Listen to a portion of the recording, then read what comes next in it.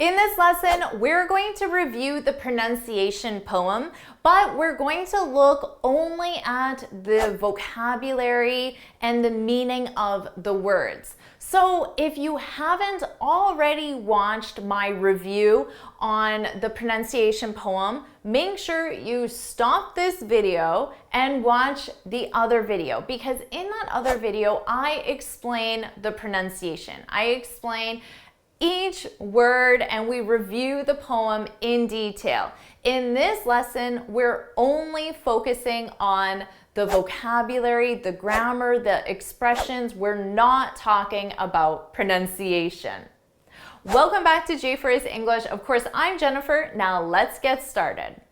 The pronunciation poem. I take it you already know.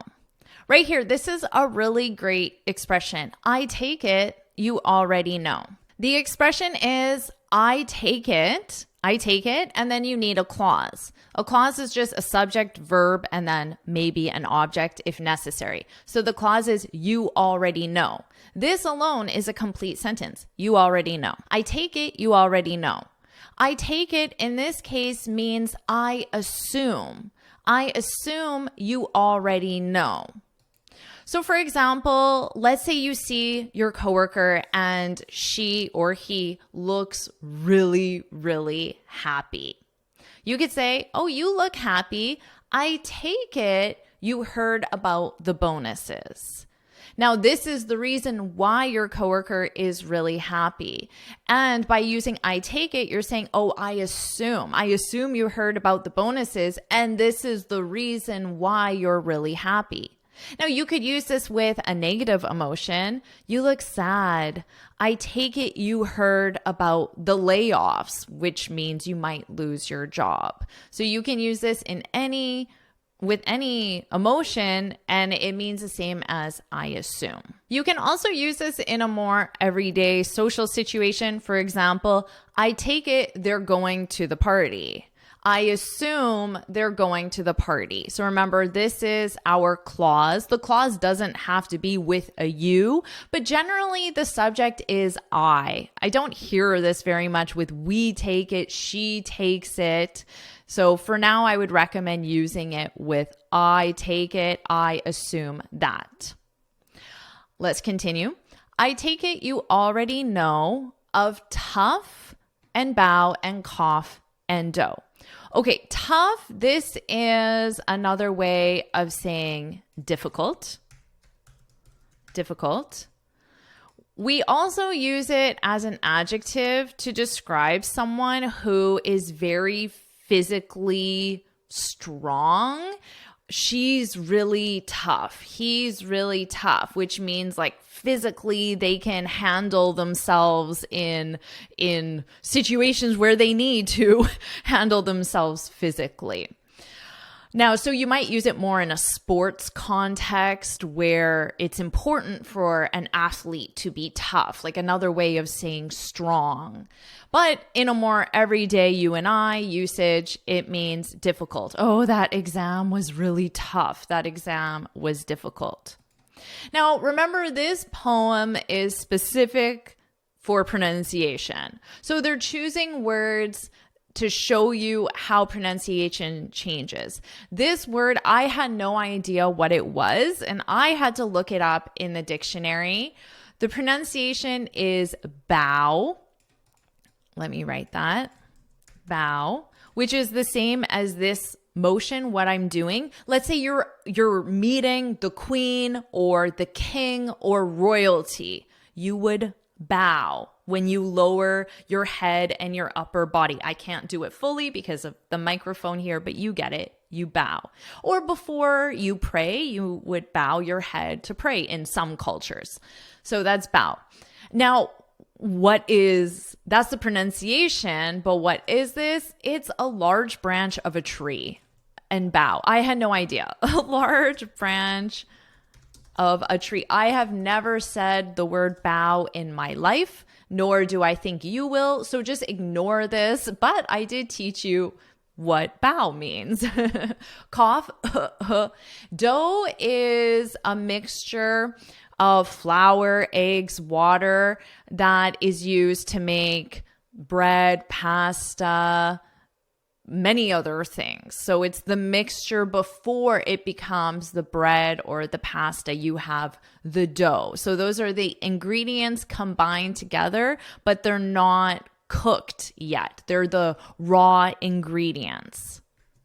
Let's continue. Others may stumble. Now, when you stumble, let's say you're walking and then you maybe move in a weird way, or there's an uneven surface and you trip a little, but you don't fall, but you almost fall. You call that a stumble. So whoa, but you don't fall. So to walk in an awkward way and you almost fall, but you don't fall. Now, we also use this with languages when you make a mistake, especially with speaking. Oh, I always stumble on my words. So just like you're walking and whoa, you almost fall, you're speaking and you can't think of a word, you say the wrong word, you mispronounce a word, you can say, I stumbled on my words. I hope I don't stumble on my words during the presentation. I wrote that there for you. Others may stumble, but not you. And honestly, if you're speaking during a presentation and you do stumble, don't worry. You just need to move on. Okay, let's continue. On hiccup. Hiccup, let me read these first. On hiccup, thorough, laugh, and through. Okay, so remember, these were for pronunciation. I'm sure you know what they mean, but do you know what hiccup means? Just remember, in American English, this is spelled hiccup, which is a lot easier to guess the pronunciation of it. So when you hiccup, you make a noise in your throat, but it's unintentional, which means you don't want to make it. And often the noise will happen every 10 seconds, 20 seconds, every 30 seconds for a period of time, maybe 10 minutes or 5 minutes. This is a hiccup.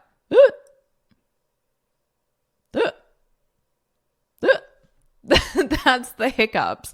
So we say, oh, I have the hiccups. I have the hiccups. I actually get the hiccups quite frequently. I have the hiccups. I'm going to use the American spelling. I have the hiccups. Now, I don't know, in your culture, actually, this is an interesting point. In your culture, do they have a remedy for the hiccups, a way to get rid of the hiccups? So, oh, I have the hiccups. What would your friend or family member or coworker tell you to get rid of them? In North America, at least, generally we say, drink some water. Oh, I have the hiccups. Drink some water. That will get rid of them. But we have this other remedy where when someone has the hiccups, you're supposed to scare them and then they're supposed to get rid of the hiccups. Likely because when you're scared, you take in a really, really big breath, and that probably big breath of air helps to clear your throat and get rid of the hiccups. So if you have the hiccups in North America, someone might try to scare you.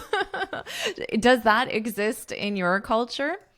Okay, so on hiccup, thorough. Thorough means completely. So you could say, I had a thorough conversation with my boss. So you had a complete conversation, a full, a detailed, you discussed absolutely everything you needed to discuss. We had a thorough conversation, discussion, meeting. Now, this is commonly used in the adverb form. So you could say, we discussed the issue thoroughly. You could also add it here because adverbs are flexible. We thoroughly discussed the issue. To be honest, you can remember it here because it's always easier to remember that adverb, verb, and that's correct most of the time. So let me change the placement for you. We thoroughly discussed the issue. We had a thorough conversation. So this is an adjective because it modifies the noun. Conversation is the noun. And then we have the adverb. It is more commonly used as an adverb than an adjective, but obviously it's possible. And remember, this is specific for pronunciation. Let's continue. I'll highlight these for you and then we'll continue. And don't worry about taking all of these notes because I summarize everything in a free lesson PDF. So you can look for the link in the description to download the PDF. Let's continue. And cork and work and card and ward. Okay, cork, this is a cork. It is the top of a wine bottle. So this is the top of a wine bottle. I have a lot of these in my house because my cats love playing with these. I throw them and they go crazy for them. And they don't play with any of the expensive toys I've bought for them. They play with a cork that I got for free. So this is a cork. And work and card and ward. A ward is an area of a hospital or a prison, likely other things as well, but these are the two that I'm familiar with. For example, there's a children's ward in a hospital. So an area of the hospital that's only for children. During the pandemic and likely still today, there's a COVID ward. There's an area of the hospital specific for people who have COVID. And honestly, I don't know what the different areas of a prison are. I don't know much about prisons. However, this is interesting. I just thought of it because the person in charge of a prison is called the warden. And that's probably where that word came from. Warden. I never thought about that because like I said, I don't think about prisons too frequently, but warden, ward. The warden is the person in charge of the entire prison. They're like the CEO of the prison. Okay, let's continue. And font and front and word and sword. I don't think there's anything you wouldn't know here. Well done. And now, if you wish, perhaps. Perhaps is another word for maybe. They mean exactly the same thing. Perhaps the only difference is, maybe the only difference is that perhaps is a little more formal. I wouldn't necessarily say it's the formal version of maybe, but it just sounds slightly more formal and maybe just sounds everyday. Maybe does not sound slang or informal at all, but when you see them side by side, it sounds slightly more formal. Otherwise, it's the same meaning. Perhaps I'll go to the party. Maybe I'll go to the party. To learn of less familiar traps. A trap, this is a useful expression because it represents a difficult situation without an escape. An escape meaning you can't get out of that difficult situation. For example, when I was a kid, I would often complain to my dad that I was bored. I'm bored. I have nothing to do, because I wanted him to entertain me or suggest a way to entertain myself.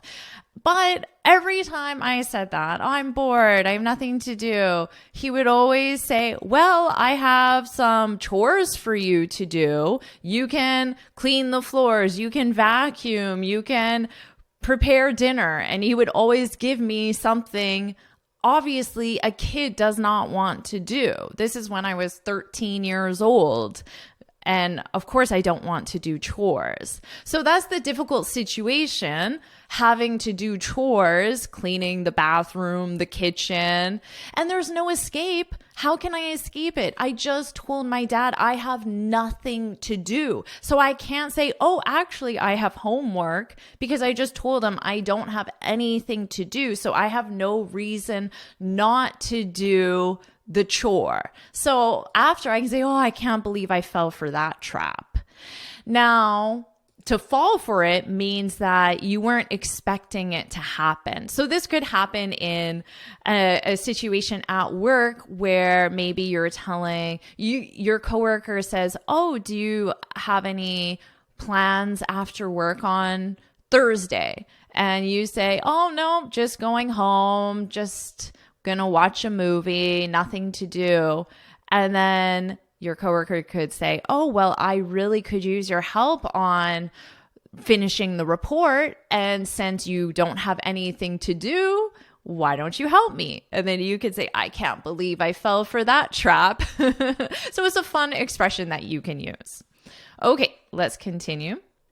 Beware of heard a dreadful word that looks like beard and sounds like bird. So of course, a beard is the hair on a man's face.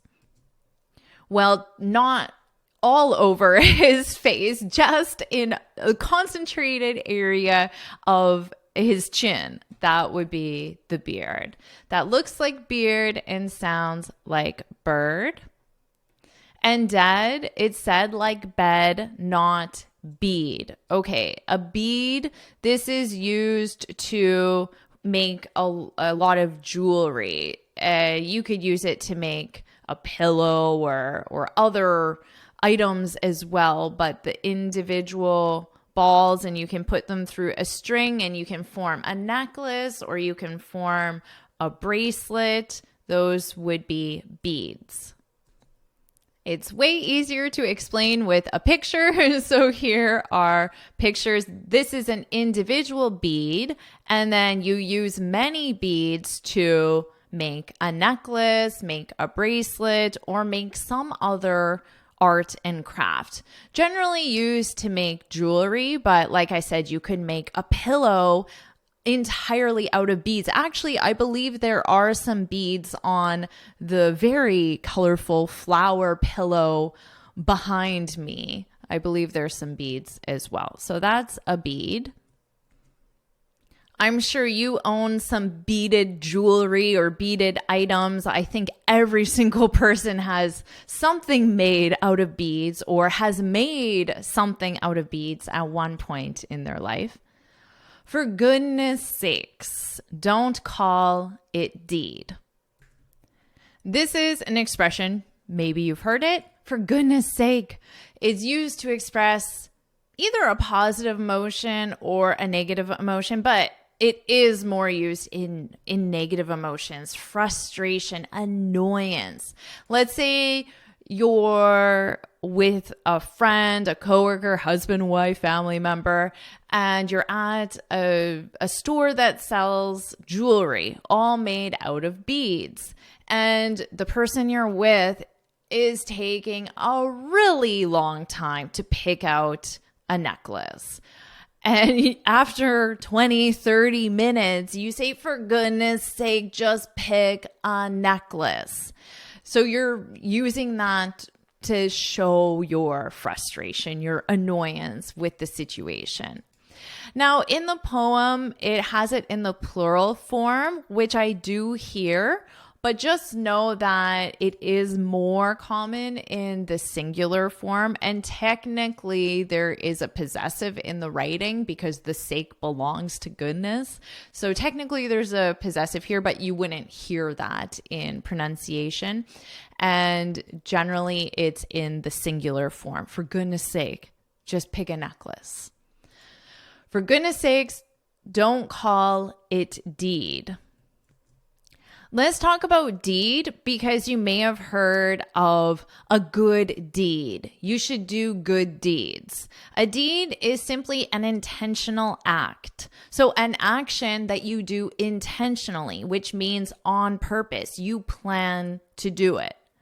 Now, some people, and I think this is an amazing initiative, is they try to do at least one good deed a day. So they try to do something positive for another person and they do it intentionally on purpose every single day. So maybe you're at the grocery store and you see an elderly man struggling with his groceries and you could help him take those groceries to the car. And then you could say, I've done my good deed for the day. You don't technically have to say good, I've done my deed for the day, but because deed can also be a negative act, we generally specify my good deed. I try to do one good deed a day.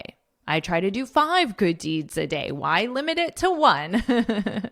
I've done my good deed for the day. Watch out for meet and great and threat. So remember, we're focusing on vocabulary. I don't think there's anything we need to discuss for vocabulary. They rhyme with sweet and straight and debt. Okay, sweet. This is a room at a hotel. They refer to that as a suite. I booked a suite for 3 nights. For example. So I booked a room at the hotel for 3 nights. I booked a suite for 3 nights. Now, we also use this to identify an apartment or condo building, usually for mail purposes. So let's say your address is on Main Street. This is the name of your street. And your apartment building, your condo building is 100 Main Street. But you live in suite 304, which means apartment number, unit number, suite number 304. So generally that's on the 3rd floor and it's the 4th unit, the 4th suite on the 3rd floor. So we also use this for apartments and condos. Apartments, condos, and hotels to say the unit. A moth is not a moth in mother. So a moth is an insect with wings, like an ugly butterfly, I guess. Not to say it's ugly, the poor moths, but compared to a butterfly, it's not as beautiful. They're usually white or brown, and they have wings. So I'll just write that for you. Insect, flying insect, flying insect. They really like light, like most all insects. So they're the ones that are always around your lights when you're trying to go to sleep, maybe a moth. A moth is not a moth in mother, nor both in bother, broth in brother. So again, for pronunciation purposes, but broth, this is the liquid used to form a soup. So you could have chicken broth, which is the liquid in your chicken soup, or it doesn't have to be chicken. It could be anything. It could be vegetable broth, meat broth, mushroom broth. It can be a specific type of vegetable even. So that's broth, the liquid generally used to make soup. A chicken broth, liquid in soup. Broth. So you can say, this broth is delicious. Did you make this broth yourself? And here is not a match for there, and deer and fear for bear and pear. Okay, again, I don't think there's anything for vocabulary here. And then there's dose and rose and lose. Okay, so dose, this is a medical term, and it's how much, the quantity of a medication. That's the dosage. So You could say, I'm on a low dose of aspirin. So dose is the measurement of that medication. So maybe that represents 100 milligrams. But the person wouldn't know, whoever you're talking to. So you would have to, if you wanted to know, you would have to ask them, oh, how much is it? But it's just the measurement used for medication. And then lose, this is, of course, the opposite of win. So opposite of win, for example, we lost the game. That's the past simple. We lost the game. Just look them up and goose and choose. And do and go, then thwart and cart. Okay, let's talk about thwart.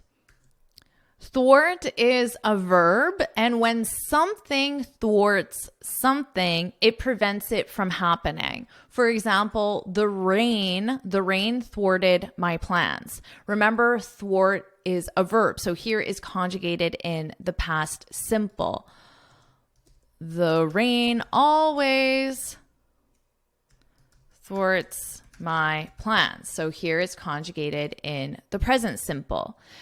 And this is the something, the rain, and this something prevents, which is the verb thwart, something else from happening. The rain thwarted my plans. The rain always thwarts my plans. Come, I've hardly made a start. Hardly is another way of saying barely. So it means a small amount. If I say I've hardly made a start, it means I have made a start. To make a start just means start. There's no difference here. So you can say, to put it in an easier to understand way, started. I've hardly started. I've barely started. So you have started, but just a very small amount. Sometimes students will say, I hardly worked this weekend.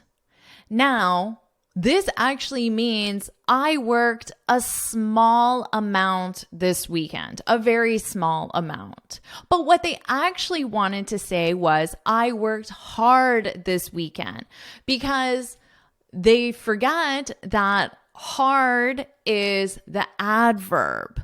So hardly does not mean hard. Hardly means a small amount, which is actually the opposite of hard. So English can be confusing with pronunciation, but it can also be confusing with vocabulary. So if you want to impress your boss, don't say, I hardly worked this, let's say, week instead of weekend. I hardly worked this week. Your boss will be very upset if you say this. You want to tell your boss, I worked hard this week. This will impress your boss.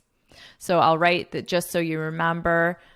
I'll write not a lot. Not a lot. So a small amount of. That's what hardly works. I'll write that here as well. Because barely, hardly means the same thing. A small amount of, or not a lot. Whatever is easier for you to remember. I did a small amount of work this week. I did not a lot of work this week. I hardly worked this week. I worked hard this week. You worked a lot this week. That's what this one means. A dreadful language. Let's talk about dreadful. This is the second time we're seeing it, but I didn't explain it at the beginning. A dreadful language. Dreadful means very unpleasant or very bad quality. So here, a dreadful language, the poem is suggesting that the English language is very unpleasant because of how difficult it is to pronounce, and also because of how difficult vocabulary and grammar can be as well. A dreadful language. Hopefully you don't think that about English. But you could say, for example, the movie was dreadful. Your friend asks you, how was the movie? Dreadful. which means very unpleasant. But remember, it also means bad quality, poor quality. So if someone asks you, how was the restaurant? Now, you could say the food was dreadful to focus on the quality of the food, but you could also talk about the quality of the service. The service was dreadful. The decoration was dreadful. So there could be different elements, but we'll just say food or service, the two most common ones. The food was dreadful.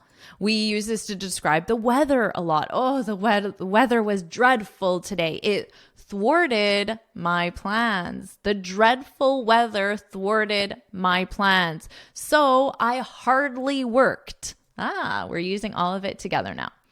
Okay. A dreadful language, man alive, I'd mastered it when I was 5. And yet to write it, the more I sigh, that's a sigh. I sigh. Okay. And yet to write it, the more I sigh, I'll not learn how until the day I die. Okay, notice here, I'll not learn. So this is a contraction, I will. But let me write this for you. I will. I will not learn how until the day I die. So this is correct. I will not learn how. But when we form a contraction with the future simple in the negative, we don't form it like this. This is considered outdated English. This poem was written a long time ago. So at the time of the poem, I'm sure that this was modern usage of the word. But today, this is not modern usage. It's grammatically correct, but not used today. So it's outdated. It's not modern, not used today. You should not use it. It will sound awkward. You should say, do you know what you should say? I won't learn how. I won't. So this is the modern usage of how we form a contraction today, use today. So again, if you say this, sure, you'll be grammatically correct, but you will sound very weird. Don't say it. Say, I won't learn how until the day I die. And if you ever forget, just don't use the contraction and say, I will not learn how until the day I die. So now you know both the pronunciation of the pronunciation poem and you know the vocabulary in the pronunciation poem. So now you can say, oh no, English isn't a dreadful language. You just need to learn it. And you have a great teacher, hopefully you think so, a great teacher to help you master it. So now you've mastered the pronunciation poem. Amazing job! You've mastered the pronunciation poem. Congratulations. In a previous lesson, you mastered the pronunciation. And in this lesson, you've mastered the vocabulary. So now you can tell everyone that you know the pronunciation poem, and you can quiz them, see if they know the pronunciation, see if they know the vocabulary, and that will make you realize how advanced you are with your English. So amazing job. Celebrate this accomplishment. Put woohoo in the comments because you've mastered the pronunciation poem. Put woohoo in the comments. And you can get this free speaking guide where I share 6 tips on how to speak English fluently and confidently. You can click here to download it or look for the link in the description. And you can keep improving your English with this lesson right now.